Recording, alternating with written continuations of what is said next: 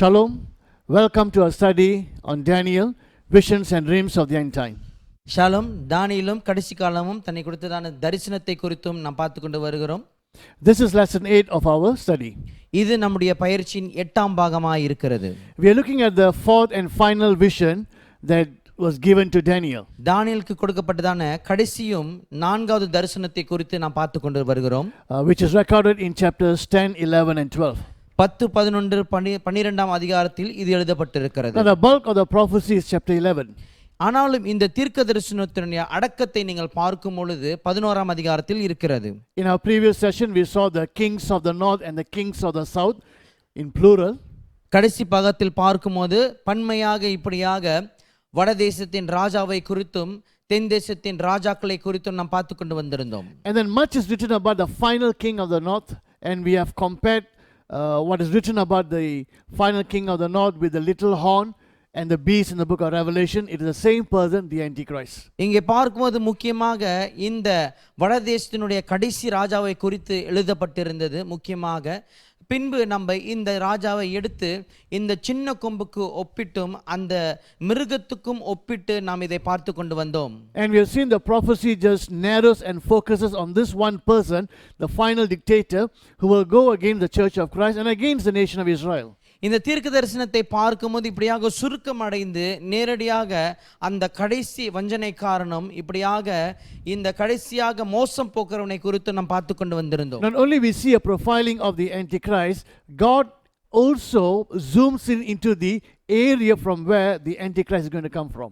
இந்த அந்தி கிறிஸ்துவானவனை குறித்ததான அச்சு அடையாளங்கள் மாத்திரமல்ல, அவனை குறித்ததான காரியங்கள் மாத்திரமல்ல, ஆண்டவர் இப்படியாக ஒரு இடத்துக்கு கொண்டு போய் இந்த இடத்திலிருந்தான் அவன் புறப்பட்டு வருவான் என்று சொல்லி திட்டம் தெளிவாக கொடுத்திருக்கிறார். God has not hidden this from his people for us who study his word so that we will know about these things.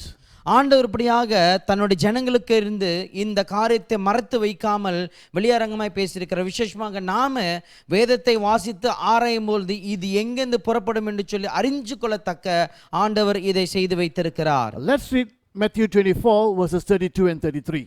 வாசிப்போமாக. மத்தேயு 24ஆம் அதிகாரம் 32வது வசனமும் 33வது வசனமும். From the fig tree learn its lesson. As soon as its branch becomes tender and puts out its leaves, you know that summer is near. So also when you see all these things, you know that he is near at the very gates. அத்தி மரத்தினால் ஒரு உவமையை கற்றுக்கொள்ளுங்கள். அதிலே இளங்கிளை தோன்றி துளிர்விடும்போது வசந்த காலம் சமீபமாயிற்று என்று அறிவீர்கள். அப்படியே இவைகள் எல்லாம் நீங்கள் காணும்போது அவர் சமீபமாய் வாசல் அருகே வந்திருக்கிறார் என்று அறியுங்கள். Now just prior to this, the Lord gave quite an extensive teaching about his coming. இந்த காரியத்துக்கு முன்பாக இப்படியாக ஆண்டவர் தன்னுடைய வருகையை குறித்து ஒரு விரிவான போதகத்தை அவர் போதிக்கிறார். Although the day or the hour is not known, the Lord will give us signs that will happen before the day comes. காலமும் நாட்களும் அறியாமல் இருந்தாலும் ஆண்டவர் இப்படியாக அவர் வருகைக்கு முன்பாக என்னென்ன சம்பவிக்கும் என்று சொல்லி அடையாளமாய் நமக்கு கொடுத்திருக்கிறார். And the Lord will give and the Lord will take the fig tree as an illustration. ஆண்டவர் இப்படியாக இந்த அத்திமரத்தை எடுத்து ஒப்பிட்டு அல்லது ஒப்பனையாக வைத்து அவர் சொல்லுவார். He said when you look at the fig tree, when you look at the the new leaves coming and the twigs, you know the summer is going to come soon. ஆண்டவர் சொல்லுவார் இப்படியாக அத்திமரத்தை பார்க்கும்போது அதனுடைய இலைகள் துளிர் விடும் பொழுதும் காய்கள் காய்க்க ஆரம்பிக்கும் போதும் வசந்த காலம் வந்துவிட்டது என்று சொல்லி அவர் சொல்லுவார். These are the markers, these are the pointers if you like, showing you something has come near. அதாவது இதுதான் அடையாளமாக ஆண்டவர் கொடுக்கிறார். என்ன சொல்ல வருகிறார் என்று சொன்னால் ஏதோ ஒரு காலம் அல்லது காரியம் சமீபத்தில் வந்திருக்கிறது என்று சொல்லி. So the signs he has given are markers if you like that points to us that the coming of the Lord is near. இந்த அடையாளங்கள் பார்க்கும் பொழுது எதை காண்பிக்கிறது என்று சொன்னால் கர்த்தருடைய வருகை சமீபத்து வருகிறது என்று சொல்லி நமக்கு அடையாளமாய் கொடுக்கப்பட்டிருக்கிறது. Are we living at a time when many of these prophecies are being fulfilled or will be fulfilled soon? நாம் வாழுகிற வாழ்க்கையானது அல்லது காலமானது அநேக தீர்க்க தரிசனங்கள் நிறைவேறுகிற காலகட்டத்தில் நாம் வாழ்ந்து கொண்டு வருகிறோமா அல்லது நிறைவேறின காலகட்டத்தில் வாழ்ந்து கொண்டு வருகிறோமா? Are we seeing the prophecies, not just the general one but even specific prophecies, are we seeing that being unfolded before our eyes? அதாவது பொதுவான தீர்க்க தரிசனங்கள் அல்லது குறித்து வைத்ததான விசேஷ தீர்க்க தரிசனங்கள் இன்றைக்கு நம்ம கண்களுக்கு வெளியாக அல்லது காணும்படியாக நாம் பார்த்து கொண்டு வருகிறோமா? Is it possible that even in our own lifetime that we might see the Antichrist appearing and then the true Christ appearing? நம்முடைய சொந்த வாழ்க்கையின் காலகட்டத்திலே அந்த அந்தி கிறிஸ்துவும் மெய்யான கிறிஸ்துவும் வெளிப்படுகிற இந்த காரியங்கள் அல்லது நடைபெறுகிற இந்த காரியங்கள் சாத்தியமா இருக்குமா? Or if not in our lifetime, maybe the children's lifetime? அல்லது நம்முடைய வாழ்க்கை அல்லாவிட்டால் நம்முடைய பிள்ளைகளோட வாழ்க்கையிலே இது நேரடியாக சம்பவிக்குமா? I think it's very possible. இது நிச்சயமா சாத்தியம் என்று சொல்லி நான் சொல்லுவேன். If you remember when we studied about the four beasts, உங்களுக்கு ஞாபகம் இருக்கும் என்று சொன்னால் 4 மிருகங்களை குறித்து நாம் படித்து கொண்டு வந்தோம். Daniel in his vision he will see that the sea was raging. தானியேல் தன்னுடைய சொப்பனத்திலே அவர் பார்ப்பார் கடலானது கொந்தளித்து கொண்டிருக்கிறது என்று சொல்லி. And during this time that the sea was raging, he sees the four beasts coming out. இந்த கொந்தளிப்பின் காலத்தில் தான் இந்த 4 மிருகங்கள் அதை விட்டு வெளியேறுகிறதை அவர் பார்ப்பார். When I look at the Middle East, that's what I see. The Middle East is raging. மத்திய கிழக்கு இன்று நான் பார்க்கும் பொழுது நான் சொல்லுவேன் ஒரு கொந்தளிக்கிற கடலை போல் தான் இருக்கிறது. Ever since the establishment of Israel as a nation in 1948, 1948 ஆண்டில் நீங்கள் பார்க்கும்போது இஸ்ரவேல் தேசமாக மீண்டும் அறிவிக்கப்பட்டது. if you look at the last 70 years, you can see that Middle East is very volatile. Anything can happen anytime. நீங்கள் பார்க்கும்போது இந்த கடைசி 70 வருடங்களாக கவனித்து வருவீர்கள் என்று சொன்னால் இந்த மத்திய கிழக்கில் மிகவும் இப்படியாக நிலையற்றதா இருக்கிறது. என்ன வேணாலும் எப்போ வேணாலும் சம்பவிக்கலாம். There are certain prophecies about certain wars that I believe is pointing to, or when I look at what's happening in the Middle East, it seems that the stage is set for these prophecies to take place very soon. சில தீர்க்க தரிசனங்கள் அல்லது சில யுத்தங்களை நீங்கள் கவனிக்கும் பொழுது இப்படியாக ஒரு காரியங்கள் ஏற்பட்டு விட்டது அல்லது ஏற்பட்டு கொண்டிருக்கிறது. அதாவது இந்த யுத்தங்கள் நடைபெற காரியங்கள் நமக்கு முன்பாக ஆயத்தமாகி கொண்டிருக்கிறது என்று சொல்லி கவனிக்கலாம். Among many of these prophecies, we will be looking at 3 of those prophecies. அநேக தீர்க்க தரிசனங்கள் இருந்தாலும் இதனுடையிலிருந்து 3 தீர்க்க தரிசனங்களை நாம் கவனித்து பார்க்க போகிறோம். In Isaiah 46 verse 10 we read, I make known the end from the beginning, from ancient times what is still to come. I say my purpose will stand and I will do all that I please. ஏசாயா 46 அதிகாரம் 10வது வசனம். அந்தத்தில் உள்ளவைகளை ஆதி முதற்கொண்டும் இன்னும் செய்யப்படாதவைகளை பூர்வ காலம் முதற்கொண்டும் அறிவிக்கிறேன். என் ஆலோசனை நிலை நிற்கும். எனக்கு சித்தமானவைகளை எல்லாம் செய்வேன் என்று சொல்லி. Long before it happens, God prophesied to show he knew exactly what will take place. இந்த காரியங்கள் நடப்பதற்கு முன்பாகவே அநேக வருடங்கள் முன்பாக இதெல்லாம் நடக்கும் என்று சொல்லி ஆண்டவர் தீர்க்க தரிசனமாய் உரைத்தார். He says, I tell in the beginning what's going to happen in the end. அவர் சொல்லுகிறார் இப்படியாக ஆரம்பத்திலே இறுதியாக என்ன நடக்கும் என்று சொல்லி உங்களுக்கு நான் சொல்லி இருந்தேன் என்று சொல்லி. So if I want to know the end, I must go to the beginning, to the prophecies in the Old Testament. ஆகினாலே கடைசி அல்லது இறுதியை குறித்ததான காரியங்களை நான் அறிந்து கொள்ள வேண்டும் என்று சொன்னால் பழைய ஏற்பாட்டில் இருக்கிற தீர்க்க தரிசனம் அதாவது ஆரம்பத்தில் சொல்லப்பட்ட காரியங்களை நான் கவனிக்க வேண்டும். Let's look at what's called the Psalm 83 war. நாம் இங்கே இப்பொழுது கவனிப்போம் சங்கீதம் 83வது யுத்தம் என்று சொல்லி இந்த காரியத்தை நாம் கவனிப்போமாக. Now this psalm was written by a man called Asaph. He was one of the singers appointed by David. இது யார் எழுதினார்? இந்த சங்கீதத்தை யார் எழுதியிருப்பார் என்று சொன்னால் ஆசாப் என்கிற ஒரு நபர் தாவீதினுடைய சாம்ராஜ்யம் போது இவர் ஒரு பாட்டுக்காரராய் இவர் தேர்ந்தெடுக்கப்பட்டிருந்தார். 2 Chronicles 29 verse 30, it says he was a seer, he was a prophet. 2 நாளாகமம் 29ஆம் அதிகாரம் 30வது வசனத்தில் நீங்கள் வாசிப்பீர்கள் என்று சொன்னால் இவர் ஒரு தீர்க்கதரிசி என்று சொல்லி அழைக்கப்பட்டிருக்கிறார் அல்லது காணப்பட்டிருந்தார். Now when this psalm was written, there were no coalition of many nations coming together to attack this nation. இந்த சங்கீதம் எழுதப்பட்ட கட்டத்தில் நீங்கள் கவனிக்கும் பொழுது இப்படியாக அநேக தேசங்கள் சேர்ந்து ஒன்றாக இந்த ஒரு தேசத்தை தாக்க வந்த காலகட்டம் அது கிடையாது. In fact, there was prosperity, there was liberty and peace, at the time when Asaph wrote the psalm. ஆசாப்பு இந்த சங்கீதத்தை எழுதின காலகட்டத்தில் நீங்கள் கவனிக்கும் பொழுது அங்க அதிகமான செழிப்பும் சமாதானமும் விடுதலையும் காணப்பட்ட ஒரு காலகட்டமாக இருந்தது. This psalm is a prophecy about the future, about the end times. இந்த சங்கீதமானது எதிர்காலத்தை குறித்து அல்லது கடைசி காலத்தை குறித்ததான ஒரு தீர்க்க தரிசனமாக இருக்கிறது. So let's go through Psalm 83 now. ஆகினாலே இப்பொழுது சங்கீதம் 83ஆம் அதிகாரத்தை நாம் வாசிப்போமாக. Oh God, do not keep silent. Do not hold your peace or be still, O God. For behold, your enemies make an uproar. Those who hate you have raised their heads. They lay crafty plans against your people. They consult together against your treasured ones. They say, come, let us wipe them out as a nation. Let the name of Israel be remembered no more. For they conspire with one accord against you. They make a covenant. The tents of Edom and the Ishmaelites, Moab and the Hagrites,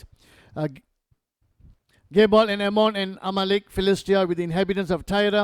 Ashur has also joined them. They are the strong arm of the children of Lot. Do to them as you did to Midian, as to Sisera and Jabin at the river Kishon, who were destroyed at Endor, who became dung for the ground. Make their nobles like Oreb and Zeb, and their princes like Zebah and Zalmunna, who said, let us take possession for ourselves of the pastures of God. O my God, make them like whirling dust, like chaff before the wind, as fire consumes the forest, as the flame sets the mountains ablaze. So may you pursue them with your tempest and terrify them with your hurricane. Fill their faces with shame, that they may seek your name, O Lord. Let them be put to shame and dismayed forever. Let them perish in disgrace, that they may know that you alone, whose name is the Lord, are the most high over all the earth. தேவனே மௌனமாயிராதேயும், பேசாமல் இராதேயும். தேவனே சும்மா இராதேயும். இதோ உம்முடைய சத்துருக்கள் கொந்தளித்து உம்முடைய பகைஞர்கள் தலையெடுக்கிறார்கள். உமது ஜனத்துக்கு விரோதமாக உபாய தந்திரங்களை யோசித்து உமது மறைவில் இருக்கிறவர்களுக்கு விரோதமாக ஆலோசனை பண்ணுகிறார்கள். அவர்கள் இனி ஒரு ஜாதியா இராமலும் இஸ்ரவேலின் பேர் இனி நினைக்கப்படாமலும் போவதற்காக அவர்களை அதம் பண்ணுவோம் வாருங்கள் என்கிறார்கள். இப்படி ஏதோமின் கூடரத்தாரும் இஸ்மவேலரும் மோவாபியரும் ஆகாரியரும் கேபாலரும் அமோனியரும் அமலேக்கியரும் தீருவின் குடிகளோடு கூடிய பெலிஸ்தியரும் ஏகமன நிர்ணயமாய் ஆலோசனை செய்து உமக்கு விரோதமாய் ஒப்பந்தம் பண்ணி கொண்டிருக்கிறார்கள்.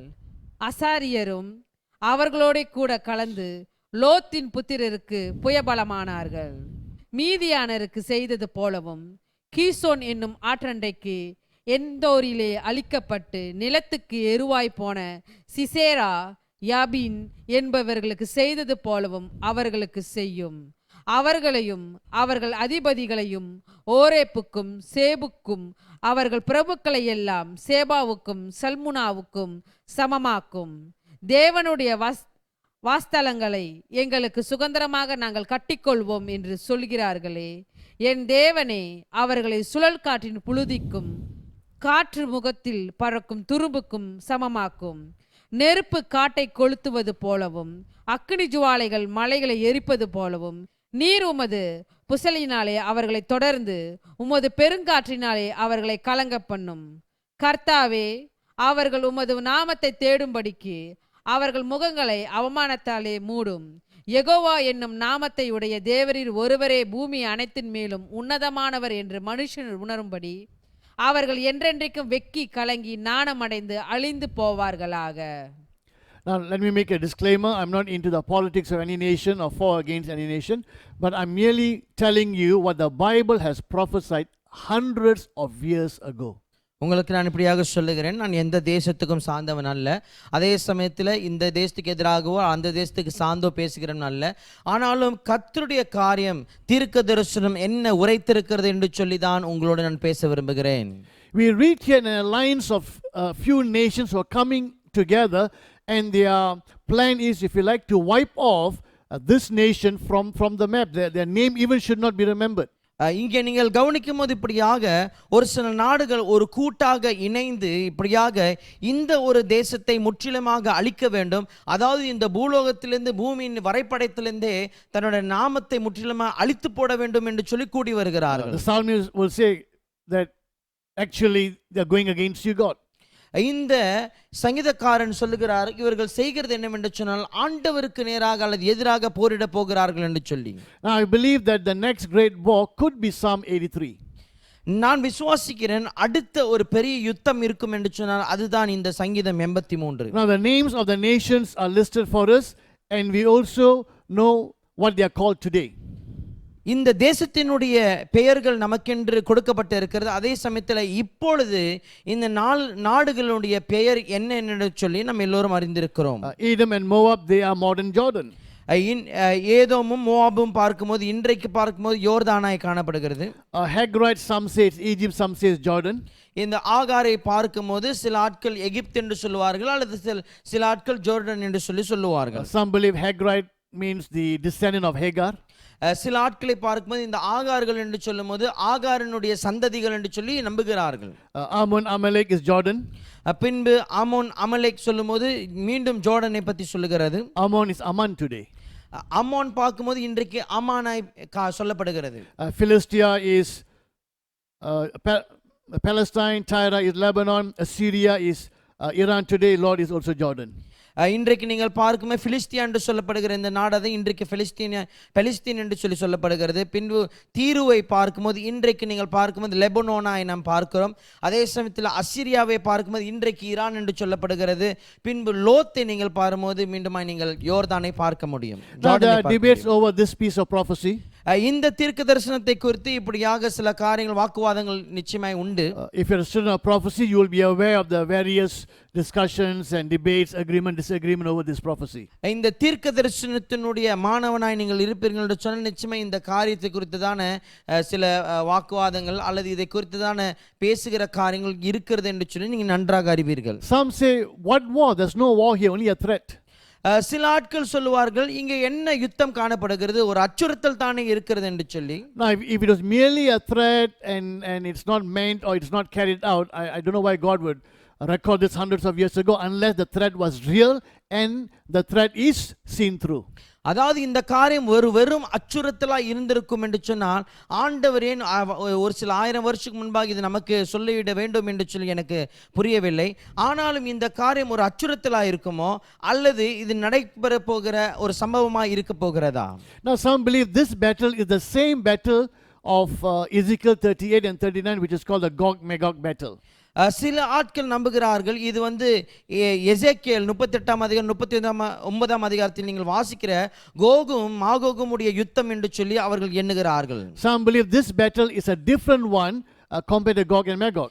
சில ஆட்கள் இப்படியாக நம்புகிறார்கள் இது கோகுக்கும் மாகோக்கும் உள்ள யுத்தம் அல்ல, இது ஒரு வேற யுத்தம் என்று சொல்லி ஆட்கள் நம்புகிறார்கள். Some believe maybe this battle has already taken place.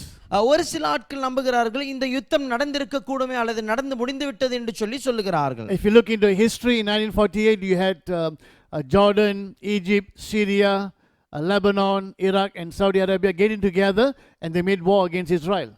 நீங்கள் 1948 பார்க்கும் பொழுது இப்படியாக இஸ்ரவேலுக்கு எதிராக சில தேசங்கள் ஒன்றாக கூடி வந்து யுத்தம் தொடுத்ததை கவனித்திருப்பீர்கள். Now this is history. I'm just telling you history. இது உங்களுக்கு சரித்திரத்தை மீண்டுமாய் நான் சொல்லுகிறேன். Then in 1967 I think Jordan, Egypt and Syria got together and there was a war against Israel. பின்பு இங்கே பார்க்கும்போது 1967ஆம் ஆண்டு பார்க்கும் பொழுது இப்படியாக இந்த 3 நாடுகள் சேர்ந்து இஸ்ரவேலுக்கு எதிராய் வந்ததை நீங்கள் கவனிக்க முடியும். It's called the 6 days war because the war only took place 6 days. இது 6 நாள் யுத்தம் என்று சொல்லப்படும். என்று சொல்லி இந்த யுத்தமான வெறும் 6 நாளுக்கு தான் நடந்தது. Then in 1973 there was another war. பின்பு நீங்கள் பார்க்கும்போது 1973ஆம் ஆண்டில் இன்னொரு யுத்தம் நடந்தது. So some say maybe one of those wars is Psalm 83. சில சொல்லுவார்கள் இப்படியாக அந்த யுத்தங்கள் ஏதாவது ஒரு யுத்தம் இதுதான் சங்கீதம் 83 என்று சொல்லி. So there are many different views, opinions regarding Psalm 83. ஆகினால இந்த சங்கீதம் 83ஆம் அதிகாரத்தை குறித்து வெவ்வேறு பார்வைகளும் உண்டு, வெவ்வேறு கருத்து பாடுகளும் உண்டு. My opinion is Psalm 83 is an actual war that is about to take place very soon. என்னுடைய கருத்து என்னவென்று சொன்னால் இந்த சங்கீதம் 83ஆவது அதிகாரம் இது மெய்யான ஒரு யுத்தம் மீண்டும் அதாவது சமீபத்தில் இன்னும் வருகிற காலத்தில் நடக்க போகிற யுத்தமாய் தான் இது காணப்படுகிறது. So there will be an alliance to totally wipe off this nation from the map. ஆகினாலே நீங்கள் பார்க்கலாம் இப்படியாக ஒரு கூட்டு வரும் இந்த தேசத்தை முற்றிலுமாக நம்முடைய இந்த உலகத்தின் வரைபடத்தில் இந்த மேப்ல இருந்து முற்றிலுமாக அழிக்க வேண்டும் என்று சொல்லி. Again, this is in the news, so I'm just repeating you what we can find in the news. இது செய்திதான். ஆகினாலே நீங்கள் செய்தியில கண்டுகொள்ளுகிற ஒரு காரியத்தை தான் மீண்டுமா உங்களுக்கு நான் சொல்லுகிறேன். The supreme leader of Iran, Ayatollah Ali Khamenei, releases a poster telling Jews in Israel to prepare for another final solution like the Nazi Holocaust. இப்படியாக ஈரானில் உள்ள முக்கியமான ஒரு தலைவர் அயத்தொல்லா அலி கமேனி இப்படியாக ஒரு ஒரு ஒரு காரியத்தை அறிக்கையிட்டிருக்கிறார். இஸ்ரவேல் ஆயத்தமாக இருக்க வேண்டும் கடைசி தீர்வுக்காக. எதுவென்று சொன்னால் இந்த ஹாலோகாஸ்ட் நடந்ததை போல நீங்கள் சந்திக்க ஆயத்தமாக இருங்கள் என்று சொல்லி. And then he will say, we will support and assist any nation or any group anywhere who opposes and fights the Zionist regime, and we do not hesitate to say this. Now this is May 21, 2020, just a couple of weeks ago. இங்கே மே 21ஆம் தேதியில் இருதாம் ஆண்டு இந்த வாரத்தில் ஒரு சில வாரத்துக்கு முன்பாகவே இந்த காரியத்தை அறிக்கையிட்டிருக்கிறார். அதாவது யாரெல்லாம் இந்த சியோன் இராணுவத்துக்கு எதிராக அல்லது சியோன் படைக்கு எதிராக போகிறார்களோ இவர்களுக்கு நாங்கள் தொடர்ந்து இவர்களோடு ஒத்து போக நாங்கள் அச்சம் தெரிவிக்க மாட்டோம் என்று சொல்லி. This is recent news. இது மிகவும் சமீபத்தில் வந்த ஒரு செய்தி. Israeli PM responds to Hassan Nasrallah's vow to bring the Jewish state to the verge of vanishing. இஸ்ரேலுடைய இப்படியாக பிரதமரை பார்க்கும்போது இப்படியாக ஹசன் நஸ்ரல்லா இப்படியாக யூத இந்த தேசத்தை முற்றிலுமாக அழித்து போகிறேன் என்று சொல்லி காரியத்தை இவர் இப்படியாக பேசுகிறதை நீங்கள் கவனிக்க முடியும். Major leader of Iran declares we have 100,000 missiles aimed at Israel right now. This was 2016. இங்க நீங்கள் பார்க்கும்போது ஈரானுடைய முக்கியமான தலைவர் என்ன சொல்லுகிறார் என்று சொன்னால் ஜூலை 4ஆம் தேதி 2016ஆம் ஆண்டில் அறிக்கையிட்டிருந்தார். இஸ்ரவேலுக்கு நேராக இப்படியாக 1,00,000 மிசைல் இப்படியாக ஆயுத ஏவுகள் அவர்களுக்கு நேராக இப்பொழுது நாங்கள் வைத்திருக்கிறோம் என்று சொல்லி. Now this was the previous president of Iran. He said Israel should be wiped off the map, says Iran's president. Iran's a new president, this was a few years back, that was Ahmadinejad. This was in 2005. நீங்கள் 2005ஆம் ஆண்டில் பார்ப்பீர்கள் என்று சொன்னால் ஆமனிஜாட் என்கிற நபர் இப்படியாக அவர் சொல்லியிருந்தார் இந்த இஸ்ரவேலானது இந்த முற்றிலுமாக உலக வரைபடத்திலிருந்து முற்றிலுமாக அழிக்கப்பட வேண்டும், அது முற்றிலுமாக இது காணாமல் போக வேண்டும் என்று சொல்லி அவர் சொல்லியிருந்தார். Now again I'm just telling you what we can find in the news. அதாவது இந்த காரியங்கள் நான் சொல்லுகிற காரியங்கள் எல்லாம் நீங்கள் இப்படியாக ஒரு செய்தியில் அல்லது செய்தியில் பார்க்கக்கூடியமாய் காணக்கூடும். Now when I'm reading this in the news, I see Psalm 83, or rather the stage is being set for Psalm 83 to be fulfilled. இந்த காரியத்தை நாம் கவனிக்கும் போது இந்த செய்தியெல்லாம் நான் கவனிக்கும் போது நான் பார்க்கிற காரியம் ஒன்று தான். அதாவது இந்த சங்கீதம் 83ஆவதில் காணப்படுகிற காரியங்கள் தீர்க்க தரிசனம் நடைபெறும்படியாக இப்படியாக ஒரு ஒரு ஒரு ஒரு காரியங்கள் நமக்கு அமைக்கப்படுகிறதை நான் கவனிக்கிறேன். This is what I think. In this war both groups will be badly beaten. இதை தான் நான் நம்புகிறேன். அதாவது இந்த யுத்தத்தில் பார்க்கும்போது 2 தரப்பினரும் இப்படியாக மோசமாக மிகவும் பயங்கரமாக தாக்கப்படுவார்கள். It's like 2 boxers in the boxing ring, both are down. இது எப்படி என்று சொன்னால் 2 குத்துச்சண்டை வீரர்கள் ஒரு குத்துச்சண்டை இப்படியாக அந்த அறைக்குள் இருக்கிறார்கள், 2 பேரும் இப்படியாக அடித்து கீழே விழுகிறது போல ஒரு காட்சி. This is when I believe the little horn will become prominent. இங்கே தான் நான் நம்புகிறேன் அந்த சிறு கொம்பானது மிக முக்கியமான கொம்பாய் மாறும் என்று சொல்லி. This is when I think that the Antichrist will come and he will confirm a covenant. நான் நம்புகிறேன் இங்கே தான் அந்தி கிறிஸ்துவானவன் எழும்பி ஒரு உடன்படிக்கையை அவன் உறுதிப்படுத்துவான் என்று சொல்லி. And he will bring peace to the Middle East, and what could not be achieved for hundreds of years, it seems like this man, he was able to do it. இந்த மத்திய கிழக்கு நாடுகளில் மத்திய கிழக்கு அந்த பகுதியில் இப்படியாக இந்த மனுஷன் எழும்பி ஒரு சமாதானத்தை கொண்டு வருவான். அநேக 100 வருஷங்களாக சமாதானத்தை கொண்டு வர நினைத்த காரியங்கள் நிறைவேறாத பட்சத்தில் இவன் ஒருவன் எழும்பி அந்த சமாதானத்தை கொண்டு வருவான். And finally Israel will look at this man and say, this is what our Messiah will do. He will put a stop to war, he will bring peace. He has done what our Messiah will do.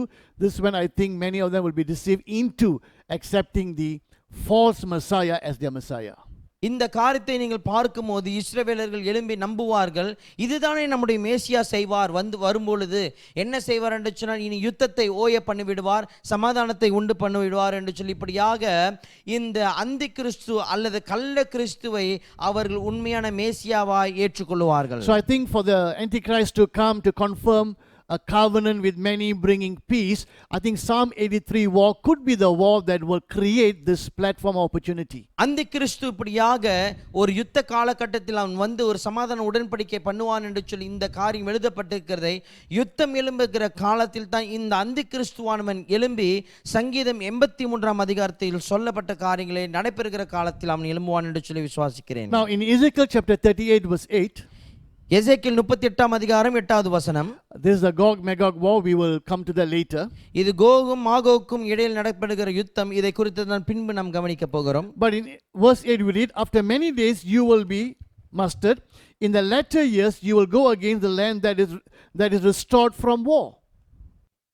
அநேக நாட்களுக்கு பிற்பாடு நீ விசாரிக்கப்படுவாய், பட்டயத்துக்கு நீங்களாக்கி பற்பல ஜனங்களிலிருந்து சேர்த்து கொள்ளப்பட்டு வந்தவர்களின் தேசத்தில் கடைசி வருஷங்களிலே வருவாய். நெடுநாள் பாழாய் கிடந்து பிற்பாடு ஜாதிகளிலிருந்து கொண்டு வரப்பட்டவர்கள் எல்லோரும் சுகத்தோடே குடியிருக்கும் இஸ்ரவேலின் மலைகளுக்கு விரோதமாய் வருவாய்.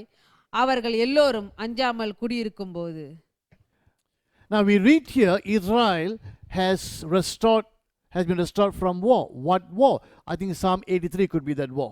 இங்கே நீங்க பார்க்கும்போது இஸ்ரவேல் இப்படியாக இந்த யுத்தத்திலிருந்து இப்படியாக ஓய்வடைகிறார்கள் என்று சொல்லி நீங்கள் கவனிக்க முடியும். எந்த யுத்தம்? இதுதான் இந்த சங்கீதம் 83 அதிகாரத்தில் காணப்படுகிற இந்த காரியம். So the situation as we're looking at is very possible, very soon Psalm 83 will be fulfilled. நாம் பார்க்கிற சூழ்நிலைகளை கவனித்து நீங்கள் இருப்பீர்கள் என்று சொன்னால் மிக சீக்கிரமாக இந்த சங்கீதம் 83 அதிகாரம் நிறைவடை போகிறது. Now let's look at another prophecy. இன்னொரு தீர்க்க தரிசனத்தை குறித்து நாம் கவனிப்போமாக. Isaiah 17, let's start from verse 1. ஏசாயா 17 அதிகாரம் 1வது வசனத்திலிருந்து நாம் ஆரம்பிப்போமாக. An oracle concerning Damascus, behold, Damascus will cease to be a city and will become a heap of ruins. தமஸ்குவின் பாரம் இதோ, தமஸ்குவானது நகரமாயிராமல் தள்ளப்பட்டு பாழான மண்மேடாகும். Now, the oldest surviving city is Damascus. நீங்கள் இந்த உலகத்தில் இப்பொழுது பார்ப்பீர்கள் என்று சொன்னால் ரொம்ப பூர்வ காலத்திலிருந்து தாங்கிக் கொண்டிருக்கிற ஒரு நகரம் இருக்கும் என்று சொன்னால் அதுதான் தமஸ்கு. Many cities have been destroyed and rebuilt. அநேக நகரங்களை பார்க்கும்போது அது அழிக்கப்பட்டு மீண்டுமாய் உருவாக்கப்பட்டு இருக்கிறது. But the continuous surviving city, although it's gone through many wars, but continuing city till today, it is Damascus. ஆனாலும் அநேக யுத்தத்தில் கடந்து போயினாலும் தொடர்ந்து ஒரு நகரமாக இருந்து கொண்டு வருகிற ஒரு நகரம் தான் இந்த தமஸ்கு நகரம். Some may quote 2 Kings chapter 16 verse 9 and say, well, maybe this prophecy has been fulfilled. சில ஆட்கள் இப்படியாக 2 ராஜாக்கள் 16 அதிகாரம் 9 வசனத்தை வைத்துக் கொண்டு சொல்வார்கள், இது முடிந்துவிட்ட தீர்க்க தரிசனம் தானே என்று. But if you read that verse, Damascus was attacked and captured. It was not destroyed, not to the point of what we read in Isaiah 17 verse 1. ஆனாலும் இந்த வசனத்தை நீங்கள் கவனித்து வாசிப்பீர்கள் என்று சொன்னால் ஏசாயா 17 அதிகாரத்தில் 1 வசனத்தை சொல்லப்படுகிறத போல அது இராது. அதாவது இந்த பட்டணத்தை பிடித்தார்கள் ஒழிய இந்த பட்டணத்தை முற்றிலுமாய் அவர்கள் அழிக்கவில்லை. So this prophecy is yet to be fulfilled. And it's interesting when we look at the Middle East, we know what's going on in Syria now. இந்த தீர்க்க தரிசனமானது எஞ்சி வரப்போகிற காலத்தில் நடக்க போகிற ஒரு தீர்க்க தரிசனமாக இருக்கிறது.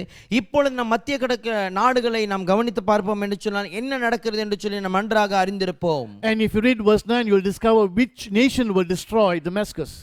9வது வசனத்தை நீங்கள் வாசிப்பீர்கள் என்று சொன்னால் எந்த தேசம் எழும்பி தமஸ்குவை முற்றிலும் அழிக்கும் என்று சொல்லி நீங்கள் கவனிக்கலாம். When you read verse 14, this is a one-day war.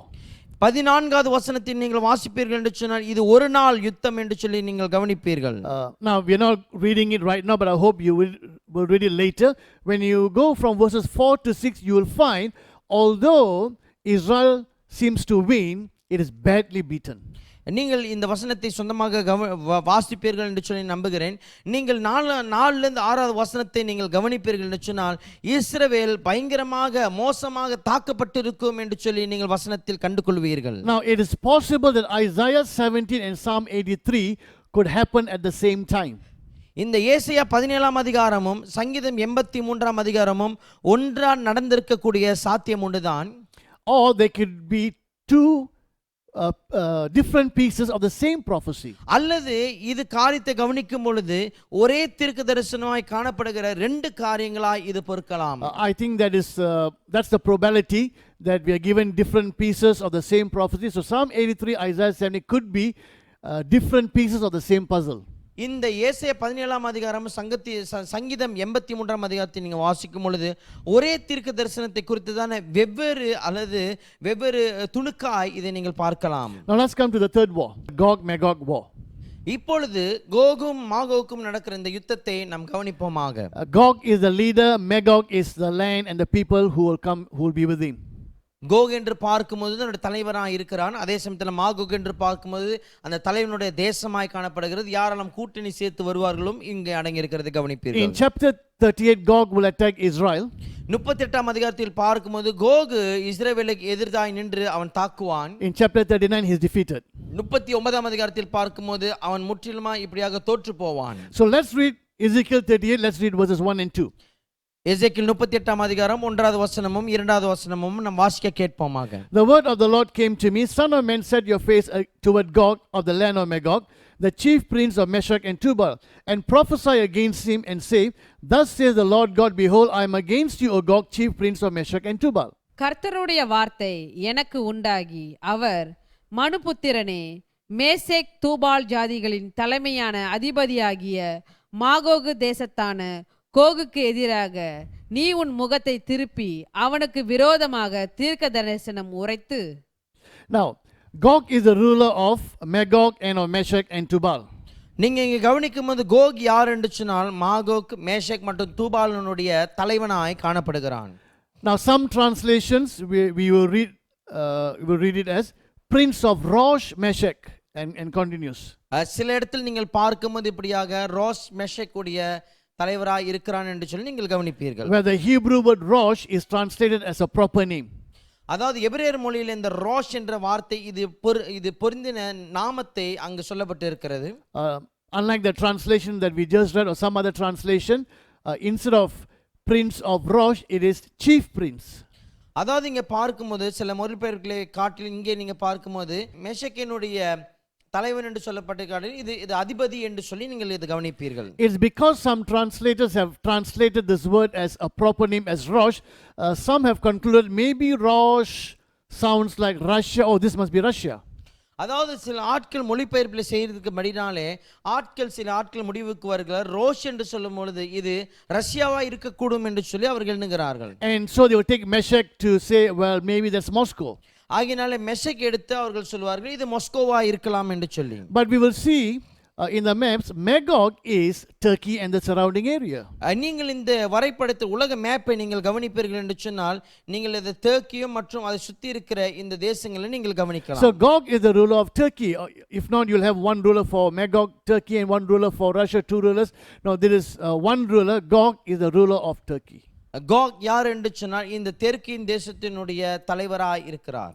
Now let's read. Should it be Rosh? Should it be a chief prince or should it be prince of Rosh? Let's look at it. இந்த இப்படியாக இந்த ரோஷ் யாரா இவர் இருக்கக்கூடும் என்று சொல்லி நாம் வாசித்து இதை கவனிப்போமாக. As you can see this map, that basically this is what is called Magog.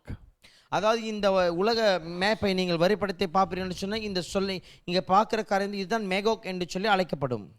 Now Joel Richardson is a well-known prophecy teacher. Joel Richardson என்கிற நபர் பார்க்கும்போது நல்ல பேர் பெற்ற அல்லது புகழ்பெற்ற தீர்க்க தரிசன ஆசிரியர்.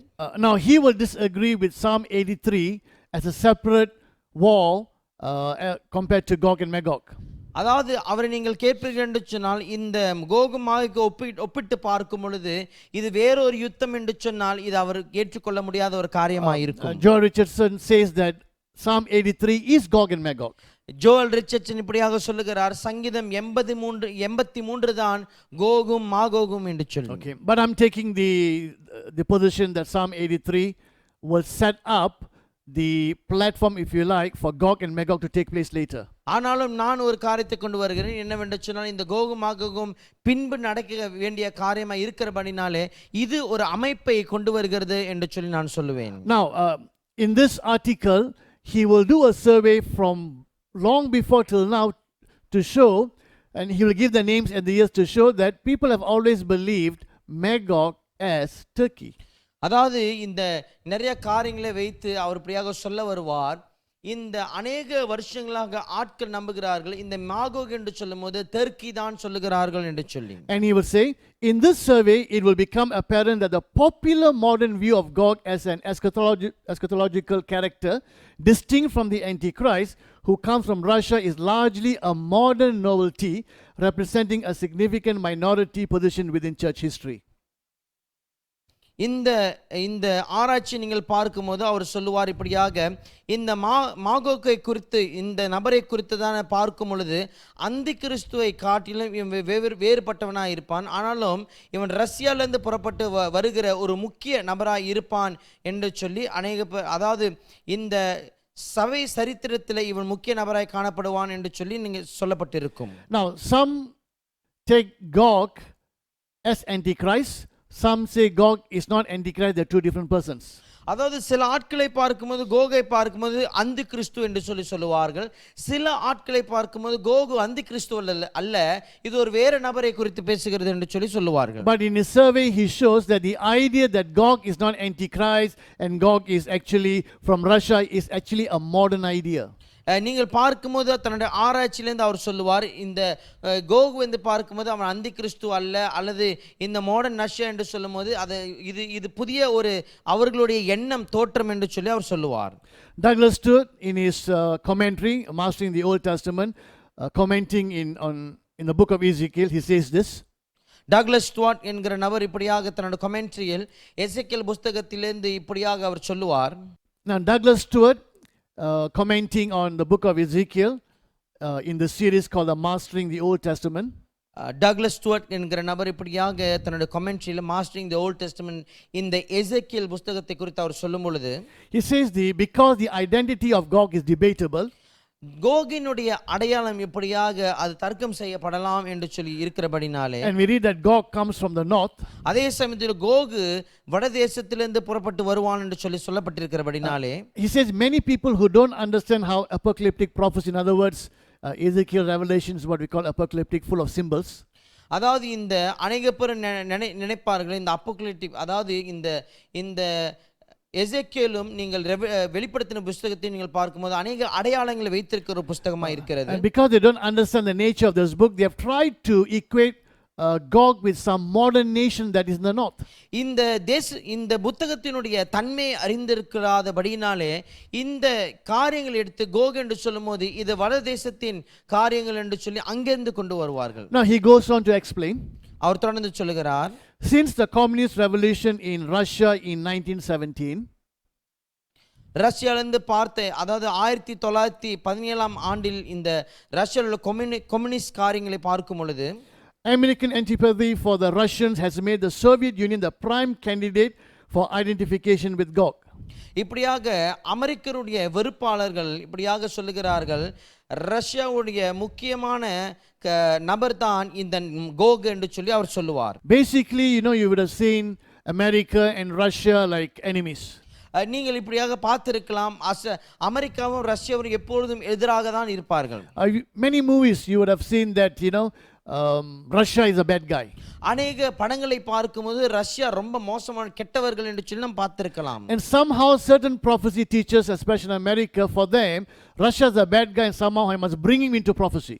அதாவது இந்த அமெரிக்காவில் வருகிற இந்த ஆசிரியர்களை பார்க்கும் பொழுது அவர் என்ன சொல்லுவார், எனக்கு எதிராக ரஷ்யா இருக்கிறபடினாலே இவன் எந்த தீர்க்கதரிசி தரிசனத்திலாவது இவர்களை கொண்டு வந்து புகுட்ட வேண்டும் என்று சொல்லி கொண்டு வந்து விடுவார். So here we have Gog, who is the bad guy.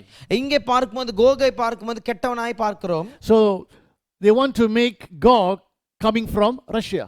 இந்த கோகு எங்கிருந்து புறப்பட்டு அவர் வர வைக்கிறார்கள், ரஷ்யாவிலிருந்து புறப்பட்டு வர வைக்கிறார்கள். And since the word Rosh is there, they take it as a proper name and they say, well, Rosh sounds like Russia, and so they say Gog must be the ruler of Russia. So they want to make Russia or the ruler of Russia as a bad guy.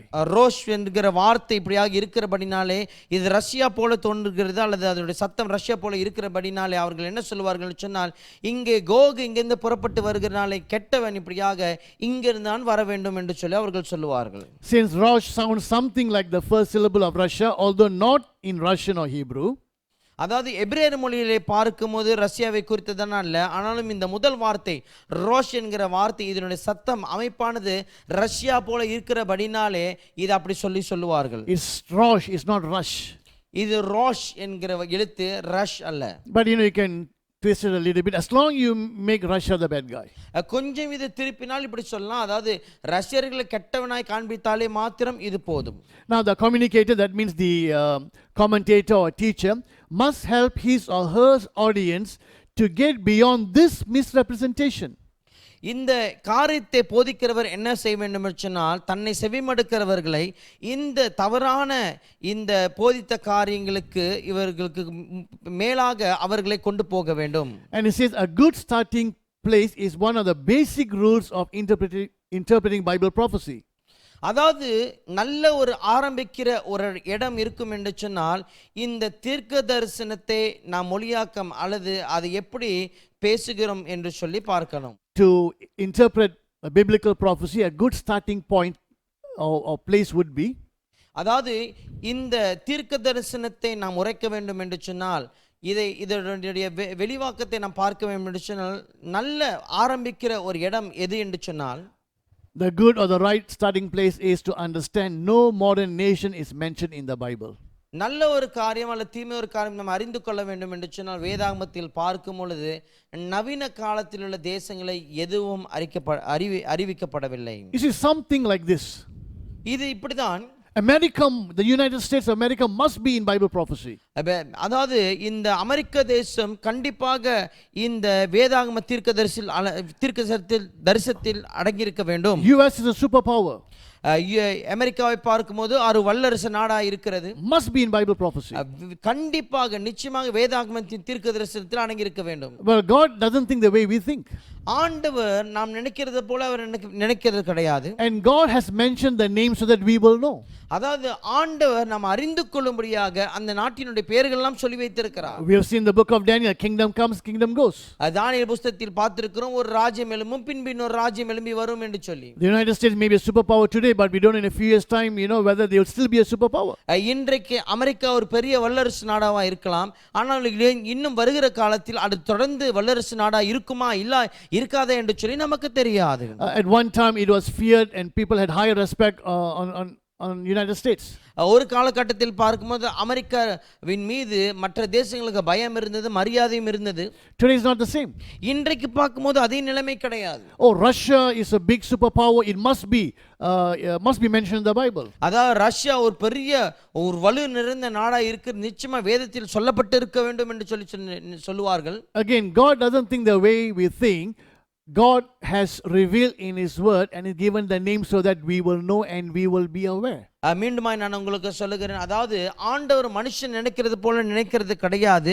ஆண்டவர் நமக்கு எச்சரிக்கையாக எந்தெந்த நாடுகள் எழும்பும் என்று அதனுடைய பெயர்களை நமக்கு சொல்லி இருக்கிறார், நாம் அறிந்து கொள்ளும்படியாக இதை செய்திருக்கிறார். You see, these nations and other nations may be involved in some of the wars.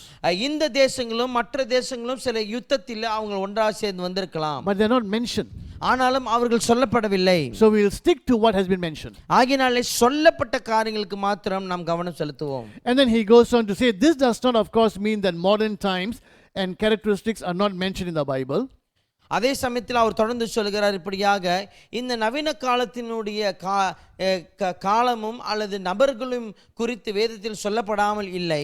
But simply that the history of any particular modern nation is not a subject that God has chosen to cause to be incorporated into His word. அதாவது நவீன கால தேசத்தை பார்க்கும்போது ஆண்டவர் தன்னுடைய வார்த்தையில் கொண்டு வரவில்லை. See, the Hebrew word rosh meaning hate rather than being a place name. எபிரேயர் மொழியிலே இந்த ரோஸ் என்கிற அர்த்தத்தை பார்க்கும்போது தலை என்று சொல்லி நீங்கள் பார்க்க முடியும். இது ஒரு இடத்தினுடைய பெயர் அல்லவே.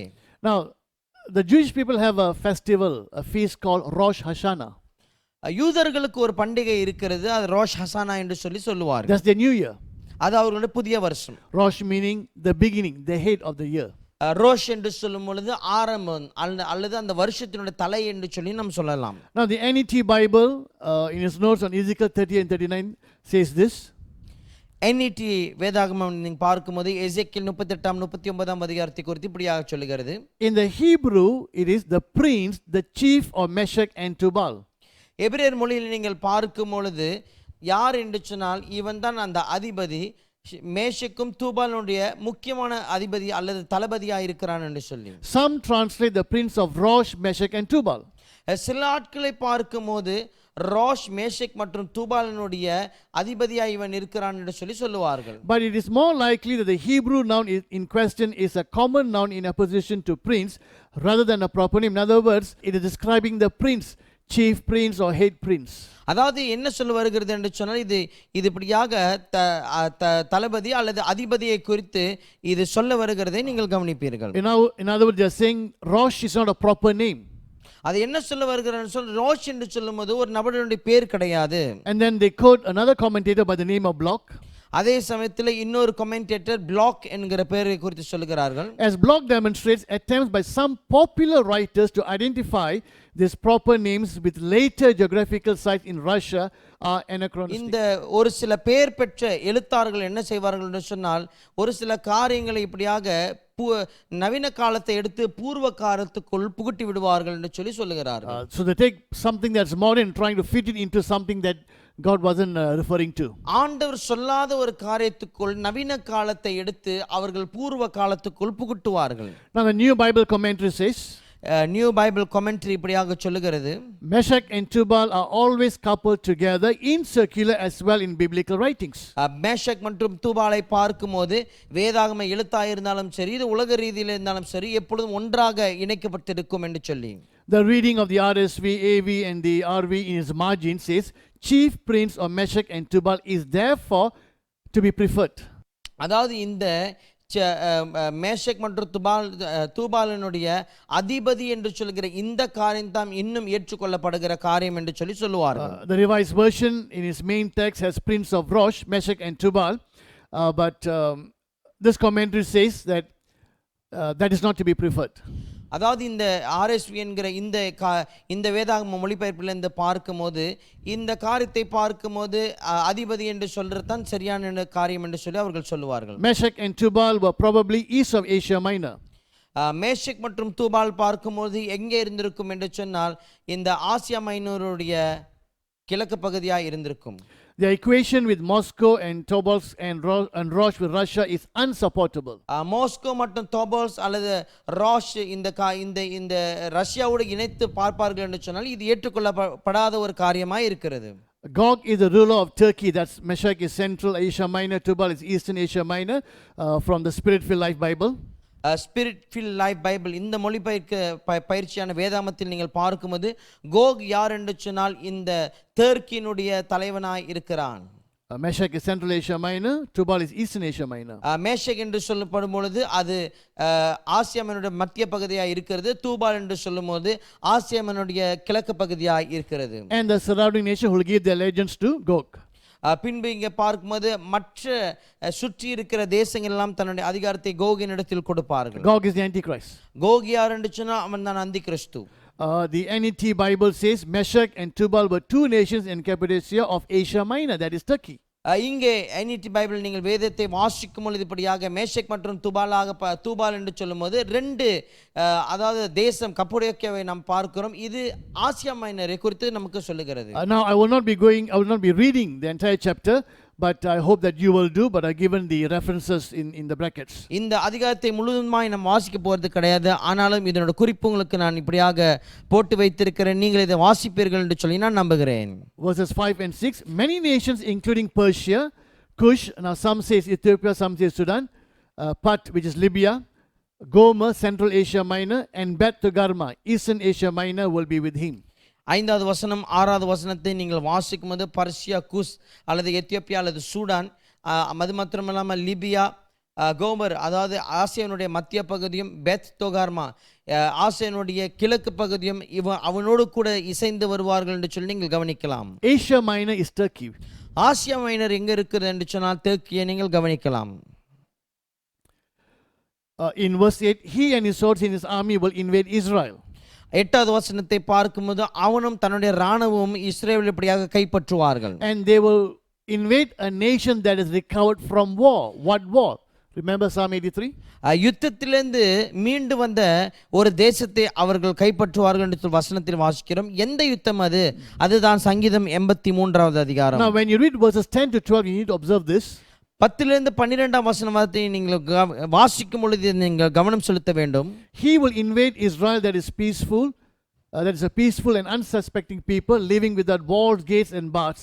In other words, not expecting any kind of attack from anyone. கர்த்தராகிய ஆண்டவர் சொல்லுகிறது என்னவென்றால், அந்நாளிலே பாழாய் கிடந்து திரும்ப குடியேறப்பட்ட ஸ்தலங்களுக்கு விரோதமாகவும் ஜாதிகளிடத்திலிருந்து சேர்க்கப்பட்டதும் ஆடுகளையும் மாடுகளையும் ஆஸ்திகளையும் சம்பாதித்து தேசத்தின் நடுவில் குடியிருக்கிறதுமான ஜனத்துக்கு விரோதமாகவும் நீ உன் கையை திரும்பும்படிக்கு உன் இருதயத்தில் யோசனைகள் எழும்ப நீ பொல்லாத நினைவை நினைத்து கொள்ளையிடவும் சூறையாடவும் மதில்கள் இல்லாமல் கிடைக்கிற கிராமங்களுள்ள தேசத்துக்கு விரோதமாய் போவேன்.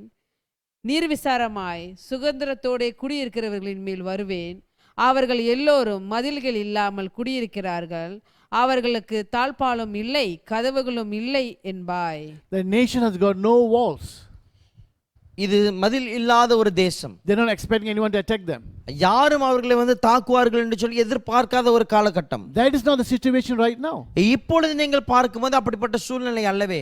Again, this fits in well with Antichrist making confirming a peace covenant to the degree that there's no more war and Israel puts its defense down. இதனுடைய எதுக்கு பொருந்தின ஒரு காரியமாய் கவனிக்க போகிறோம் அல்லது கவனிக்கிறோம் என்று சொன்னால், அந்தி கிறிஸ்துவின் இப்படியாக எழும்பி ஒரு சமாதானத்தின் ஒப்பந்தத்தை செய்யும் பொழுது அங்கே மதில்கள் அவசியம் இல்லாமல் போகிறது.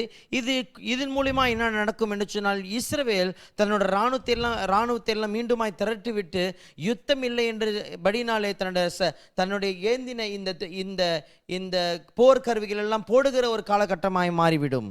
So they are in peace, there's no war, because their Messiah has come and he has brought in eternal peace for them. That's what they will think.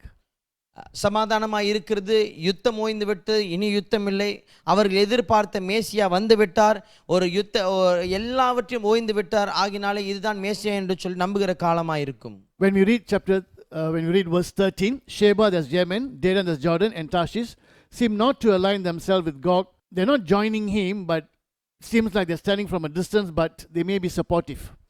இந்த 13ஆம் வசனத்தை பார்க்கும் பொழுது ஷேபா அல்லது இன்றைக்கு பார்க்கும்போது யெமென், தேடான், இன்றைக்கு பார்க்கும்போது யோர்தானை பார்க்கும், அதே சமயத்தில் தார்ஷிஷும் கோகோடு சேர்ந்து அவர்கள் யுத்தம் போக மாட்டார்கள். ஆனாலும் தூரத்தின்று அவர்கள் கோகோடு சேர்ந்து ஆமோதிக்கிறதை போல இது காணப்படும். Now Tarshish, we're not too sure where it is. Some say it's Spain, some say it's a different nation, so we're not too sure.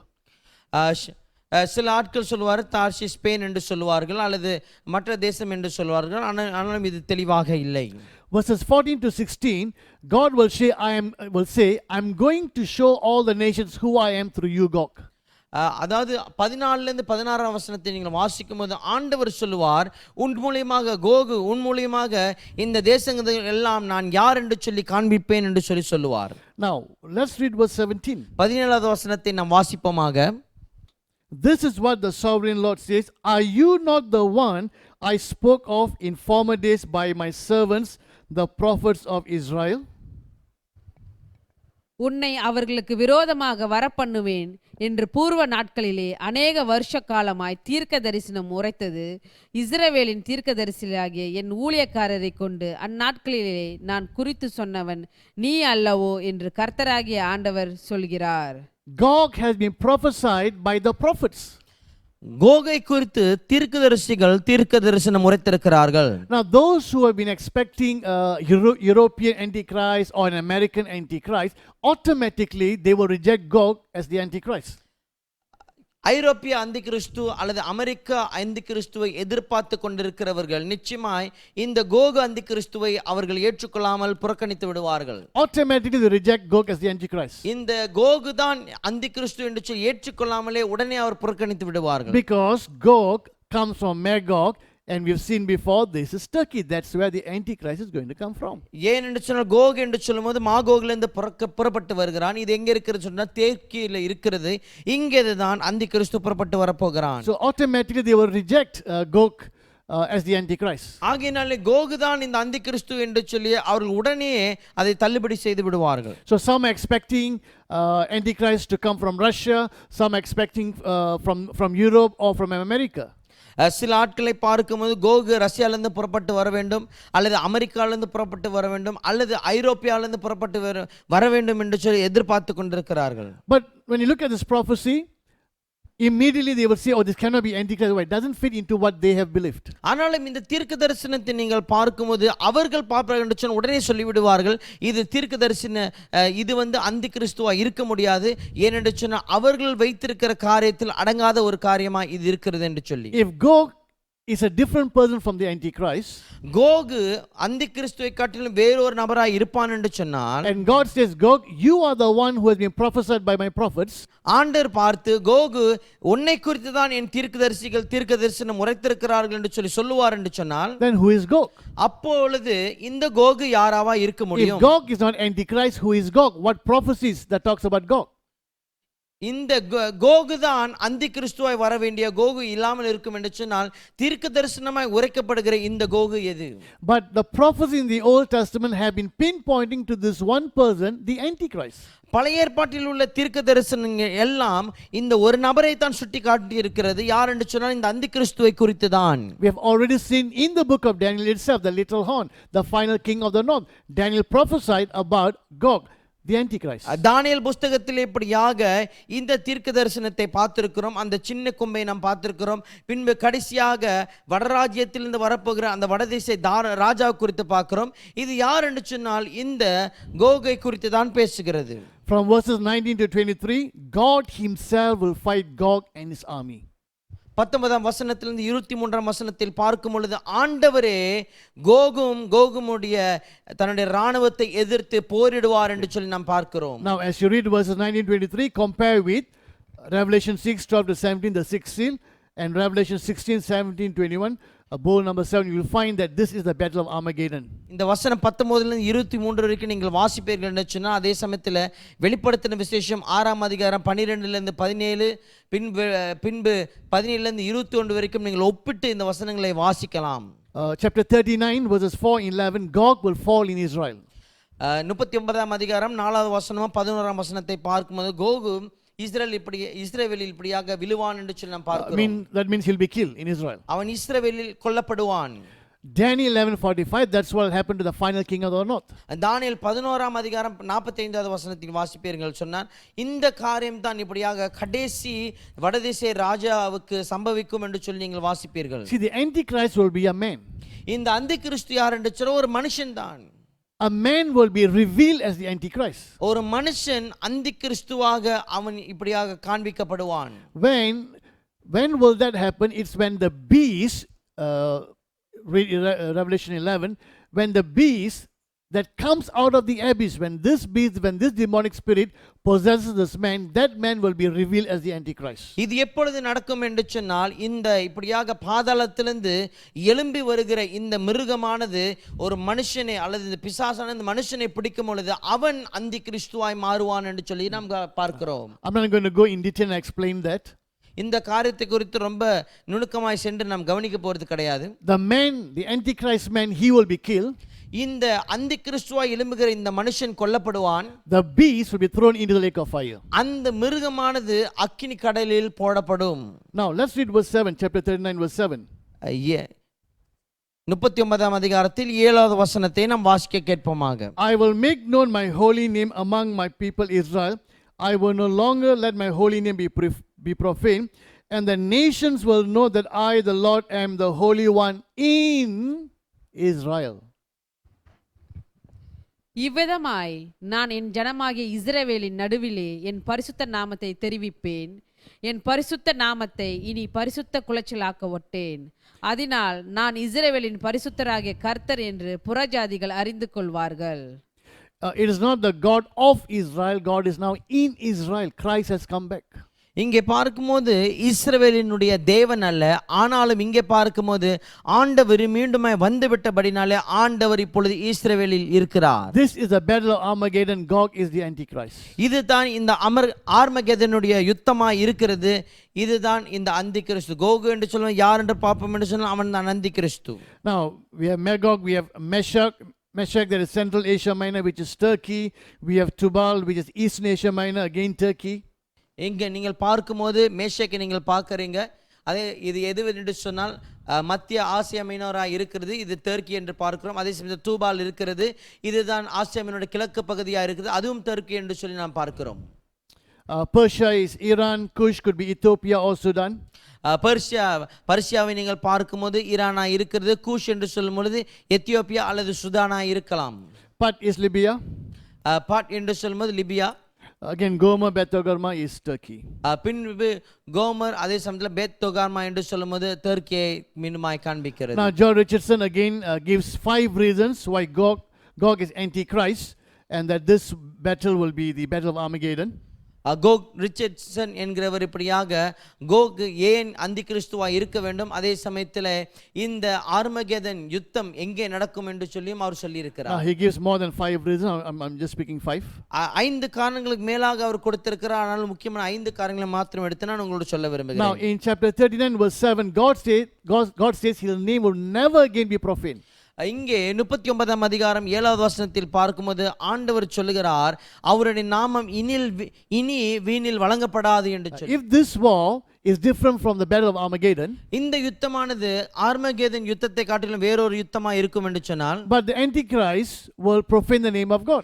ஆனாலும் அந்தி கிறிஸ்துவை பார்க்கும்போது தேவனுடைய நாமத்தை தூசிப்பான், அது வீணில் வழங்குவான். But God says never again will his name be profaned. ஆனாலும் ஆண்டவர் சொல்கிறார், இனி தேவனுடைய நாமம் தூசிக்கப்படாது என்று சொல்லி. This has to be the final battle. இதுதான் நிச்சயமா கடைசி யுத்தமா இருக்க வேண்டும். Then verses 6 and 7, the Gentile or surviving nations will come to a saving knowledge of God. இங்கே 6ஆம் 7ஆம் வசனத்தை நீங்கள் கவனிக்கும் பொழுது புறஜாதியார் எங்கே வருவார்கள் என்று சொன்னால் ஆண்டவருடைய இந்த ரட்சிப்பின் அறிவுக்கு ஞானத்துக்குள் அவர் வருவார்கள் என்று சொல்லி. Then how can you have the nations again getting together to fight, so this has to be the final war. மீண்டுமா ஜனங்கள் ஒன்றி கூடி வந்து யுத்தம் செய்வார்கள் என்று சொல்லி இந்த காரியத்துக்கு பின்பு எப்படி நடக்க முடியும்? ஆகினால் இதுதான் கடைசி யுத்தம் என்று சொல்லி நாம் பார்க்கிறோம். Verses 25-20, the people will be delivered. 25-28ஆம் வசனத்தில் வாசிப்போம் என்று சொன்னால் அங்கு இருக்கிற ஜனங்கள் விடுதலையாக்கப்படுவார்கள். Verse 22, the survivors of this nation, they will come to know who God is forevermore. 22வது வசனத்தை நீங்கள் கவனிக்கும் பொழுது நித்தியமாக ஆண்டவர் யார் என்று சொல்லி இப்படியாக அறிந்து கொள்ளும்படியாக அவர் வருவார்கள். Verses 26-28, they will live securely forevermore. Now forevermore. Now if this is before the battle of Armageddon, then this doesn't fit in. அதாவது இந்த 26-28 நீங்கள் வசனத்தை வாசிப்பீர்கள் என்று சொன்னால் அவர் நித்திய காலமாய் அவர்கள் இப்படியாக பாதுகாப்பின் கீழ் வாழ்வார்கள் என்று சொல்லி சொல்லப்படும். இந்த காரியத்தை நீங்கள் சொல்வீர்கள் என்று சொன்னால் இந்த யுத்தத்தில் கீழே வராத ஒரு காரியம், இதுக்குள் புகுட்ட முடியாத ஒரு காரியமாய் காணப்படுகிறது. This is the final war. ஆகினாலே இதுதான் கடைசி ஒரு யுத்தம். I also want you to be careful that the Gog-Magog war, 2 wars have the same name called Gog and Magog. நீங்கள் கவனமாக இருக்க வேண்டும். அதாவது இந்த கோகும் மாகோகும் என்கிற யுத்தம் இதே பெயரை வைத்து 2 யுத்தங்கள் அடங்கி இருக்கிறது. Ezekiel 38-39 is the battle of Armageddon, which happens before the 1000 years. எசேக்கியேல் 38-39 வாசிக்கும் போது இது 1000 வருஷம் அரசாட்சிக்கு முன்பாக நடைபெறுகிற ஒரு காரியமாய் காணப்படுகிறது. Then in Revelation chapter 20, after the 1000 years, you have another war called Gog and Magog. பின்பு வெளிப்படுத்தின விஷயம் 20 நீங்கள் வாசிப்பீர்கள் என்று சொன்னால் 1000 வருஷம் முடிந்த பின்பு இங்க கோகும் மாகோகும் யுத்தம் நடக்கும் என்று சொல்லி சொல்லப்படுகிறது. The same name is used. அதே பேர் சூடப்பட்டிருக்கிறது. So you have 1000 years. இங்க 1000 வருஷம் நமக்கு இருக்கிறது. Before the 1000 years, Gog and Magog. Gog is Antichrist. இங்க 1000 வருஷத்துக்கு முன்பாக கோகும் மாகோகும் பார்க்கிறோம். இந்த கோக் யாருன்னு சொன்னா அந்தி கிறிஸ்து. After the 1000 years, you have Gog. Gog is now Satan, and Magog are the people who will follow him. பின் 1000 வருஷம் பின்பு பார்க்கும்போது கோகு திரும்பி வருகிறான். இந்த கோகு யார் என்று சொன்னால் சாத்தான். பின்பு சாத்தான் தன்னோட சேனைக்கும் அதாவது மாகோவுக்கும் தேவனுக்கும் யுத்தம் நடக்கிறது. Now also in his article he gives all these maps. அதே சமயத்தில் தன்னுடைய எழுத்திலே பார்க்கும்போது இந்த உலகத்தின் வரைபடங்கள் மேப் எல்லாம் நமக்கு கொடுத்திருக்கிறார். The IVP Atlas of Bible History shows you where the name that we read like Meshach, Magog, Tubal, it is Turkey. எப்படியாக ஐவிபி அட்லஸ், அதாவது வேதாமத்தினுடைய சரித்திர இந்த அட்லஸ் நீங்கள் பார்ப்பீர்கள் என்று சொன்னால் இந்த நமக்கு கொடுக்கப்பட்டிருக்கிறது இங்கே டர்க்கி தான் இது முக்கிய நகரம் என்று சொல்லி. The New Moody Atlas of the Bible, same thing, those names are mentioned, it is what? Again Turkey. இந்த நியூ மோடி அட்லஸ் பைபிளை பார்க்கும்போது மீண்டும் அதே பெயர்கள் கொடுக்கப்பட்டிருக்கிறது. எங்கே என்று சொன்னால் டர்க்கியை தான் காண்பிக்கிறது. The Holman Bible Atlas, the same thing, when you look at the different names, it is Turkey. இந்த ஹோல்மேன் பைபிள் அட்லஸ் இதிலையும் நீங்கள் கவனிக்கும் பொழுது இந்த பெயர்களும் அதே பெயர்கள் கொடுக்கப்பட்டிருக்கிறது. எங்கே காண்பிக்கிறது? டர்க்கியை காண்பிக்கிறது. Zondervan Atlas of the Bible, again look, Magog, Goma, Togarma, it is Turkey. மீண்டும் நீங்கள் பார்க்கும்போது ஜாண்டவன் அட்லஸ் ஆஃப் த பைபிள் இந்த வேதாமத்திலும் பார்க்கும் பொழுது நமக்கு இதெல்லாம் எங்கே இருக்கிறது என்று சொல்லி டர்க்கியே தான் இந்த நாடுகள்லாம் இருக்கிறது என்று சொல்லி கவனிக்கிறோம். Some who still want to hold on to Russia have pushed some of this name to make it look like Russia, but Turkey is the one. சில ஆட்கள் இப்படியாக இந்த நாமத்தை பிடித்து ரஷ்யாவை காண்பிக்க வேண்டும் என்று சொல்லி அப்படி செய்வார்கள் என்று சொன்னார். ஆனாலும் இதில் நீங்கள் கவனிக்கும் பொழுது இது டர்க்கி தான் அதோடைய முக்கியமான நகரமாக இருக்கிறது. God has revealed to his people, so look at all these markers, be prepared, keep your eyes on Turkey. ஆண்டவர் தன்னுடைய ஜனங்களுக்கு என்று இந்த காரியங்களை வெளிப்படுத்தி வைத்திருக்கிறார். ஆகையினாலே ஆயத்தமாக இருப்போம், கண்கள் மீது இந்த தெற்கில் மீது இருக்கட்டும். Now, a United Nations representative calls for establishing a world capital, guess where? In Istanbul, Turkey. ஐநா திருச்சபையின் இப்படியாக ஒரு ஆள் இப்படியாக சொல்லியிருக்கிறார், இந்த உலகத்தில் உள்ள தலைநகரம் ஒரு நகரத்தில் உருவாக்கும் எங்கே? இஸ்தான்புலில் செய்வோம் என்று சொல்லி. இஸ்தான்புல் எங்கே இருக்கிறது சொன்னால் தெற்கிலே இருக்கிறது. Now this was in 2012. இது 2012 வருடத்தில் சொல்லப்பட்ட ஒரு காரியம். Whether it will happen or not, I do not know, but it's interesting that back in 2012 itself, Turkey is being chosen. நடந்ததா இல்லையா என்று சொல்லி தெரியாது. ஆனாலும் பார்க்கும்பொழுது என்னவென்று சொன்னால் இந்த 2012 தெற்கியை தான் அவர்கள் தேர்ந்தெடுத்திருக்கிறார்கள். It's interesting, in a BBC news it says Trump releases long awaited Middle East peace plan. ஒரு ஆச்சரியமான ஒரு காரியம் என்னவென்று சொன்னால் இந்த பிபிசி செய்தியிலிருந்து வந்திருக்கிறது, ட்ரம்ப் இப்படியாக அநேக வருடங்களாக தீட்டியிருக்கிற திட்டத்தை இப்பொழுது அவர் அவிழ்த்து விட்டிருக்கிறார் என்று சொல்லி. He wants to work out a Middle East plan. இந்த மத்திய கிழக்கினுடைய இந்த திட்டங்களை இதை கொண்டு வர வேண்டும் என்று சொல்லி அவர் செய்து கொண்டிருக்கிறார். The French president said, if Trump doesn't succeed, I want to come and I'll try to bring a peace plan. பிரான்சுடைய இப்படியாக அதிபர் சொல்லியிருக்கிறார், ட்ரம்ப் இந்த காரியத்தை செய்ய முடியாவிட்டால் இதை நான் எழும்பி செய்கிறேன் என்று சொல்லியிருக்கிறார். So there's a talk going on to have a Middle East peace plan. ஆகையினால் இப்படியாக ஒரு பேச்சு ஓடிக்கொண்டிருக்கிறது, இந்த மத்திய கிழக்கு நாடுகளில் ஒரு சமாதான வார்த்தையை கொண்டு வர வேண்டும் என்று சொல்லி. What we read in Bible prophecies, we are seeing this taking shape. வேதாகமத்தில் நாம் வாசித்திருக்கிற இந்த தீர்க்க தரிசனங்கள் எல்லாம் இன்றைக்கு உருவெடுக்கிற காரியத்தை நாம் பார்த்து கொண்டு வருகிறோம். The last 70 years slowly it's been building up. கடைசி அந்த 70 வருஷம் கொஞ்சம் கொஞ்சமாய் எழும்பி வருகிறதை நீங்கள் கவனிப்பீர்கள். I think within the next few years we can see this actually taking place. இன்னும் ஒரு சில ஆண்டுகளில் இந்த காரியம் எல்லாம் உண்மையாகவே சம்பவிக்கிறது நம்மால் பார்க்க முடியும். So let's keep our eyes open, let's keep our eyes upon the Middle East, let's see what's taking place. Keep your eyes on Turkey as well. ஆகையால் நம் கண்களை விழித்து வைத்திருப்போமாக, நம்ம கண்களை இப்படியாக தெற்கின் பகுதியில் நாம் விழித்து வைத்திருப்போம், என்ன நடக்கிறது என்று சொல்லி நாம் தெளிவாக கவனித்துக் கொள்வோமாக. Again, I am not for or against any nation. மீண்டுமாய் நான் உங்களுக்கு சொல்லுகிறேன், எந்த தேசத்துக்கு சார்ந்தோ அல்லது எந்த தேசத்துக்கு எதிரானவன் நான் கிடையாது.